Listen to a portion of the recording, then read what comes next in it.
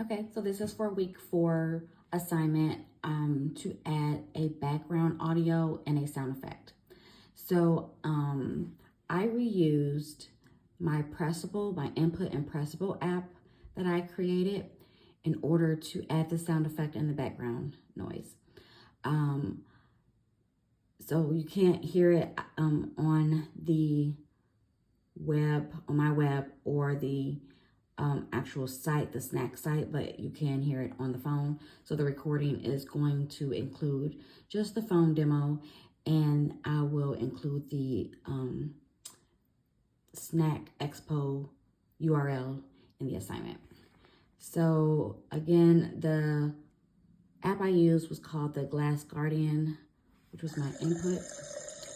And as you can hear, the background noise is pouring of wine,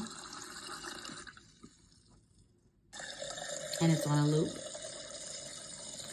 And so the sound effect I added to the input function. So I'm going to add 8 glasses of wine, and when I press this, you're going to hear the sound effect. I'm scared about how much I need wine. Okay. And then if I add 3 more, you'll hear the sound effect again. I'm scared about how much I need wine.